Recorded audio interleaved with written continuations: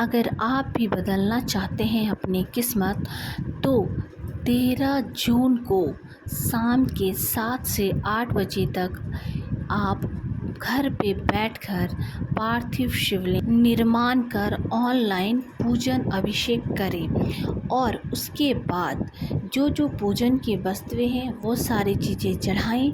पूजन करने के बाद आप शंकर जी पर चढ़े हुए चावल और बेलपत्र, एक चावल और एक बेलपत्र उठाकर अपने पास रख लें। आप देखेंगे कि अगला अधिक महीना आने से पहले ही आपका घर धन, संपदा, सुख, शांति, समृद्धि से भर जाएगा।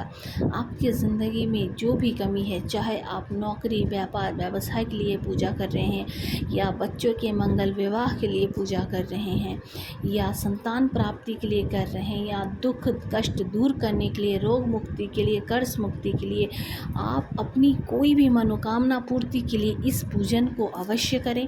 और पूजन करने के बाद जब आप एक चावल और बेलपत्र उठा के रखेंगे तो आप देखेंगे कि आपके घर में जितने भी दुख कष्ट तकलीफ़ है उन सारी समस्याओं का निवारण हो चुका है और आपके घर में जो शांति, सुख, संपदा है वह सदैव बनी रहेगी।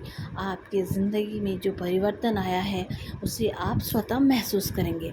अगर आपके घर में गृह कलेश होते हैं, पति पत्नी में विवाद होता है, तो आप अपने वैवाहिक रिश्ता को सुधारने के लिए भी इस पूजन को अवश्य करें, क्योंकि इस पूजन को करने से आपके सभी तरह से सुख, शांति, सुविधाएं उपलब्ध होगी और भगवान की कृपा से आपके जीवन में कभी भी दुख कष्ट का आगमन नहीं होगा।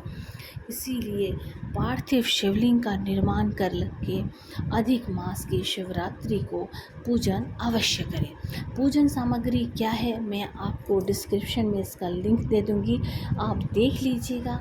और साथ ही इस बात का भी ध्यान रखिएगा कि जो लोग उपवास नहीं रख सकते हैं, बहुत सारे लोग उपवास रख के पूजन करते हैं, कर सकते हैं, लेकिन जो लोग बीमार हैं वो उपवास नहीं कर सकते हैं, वह शुद्ध सात्विक आहार लेके पूजन कर सकते हैं। अगर मिष्टान्न खा के रह सकते तो मिष्टान्न यानी मीठे का भोग आप लगा सकते हैं, खा सकते हैं। और अगर आपको शुगर की बीमारी है, आप नहीं रह सकते हैं, रोगी पीड़ित हैं, तो आप खाना भोजन खा के भी पूजन कर सकते हैं। भगवान भाव के भूखे हैं तो इसीलिए आप इस बात का विशेष ध्यान रखें। साथ ही पूजन करने के बाद आप जो है विसर्जन कहाँ करेंगे। आप अभी जो बारिश का मौसम है ऐसे समय में रात को घर से निकल के तालाब, नदी, बावड़ी ये सब जाना सही नहीं है। आप अपने ही घर में एक बाल्टी पानी में जब आप शिवलिंग को ले जाके विसर्जित करेंगे, उसके बाद सुबह उस जल को किसी पवित्र गमले में, जो फूल के पौधे इत्यादि होते हैं, उस गमले के नीचे डाल दीजिए, तो भी आपको इस विसर्जन करने का पूरा फल प्राप्त होगा।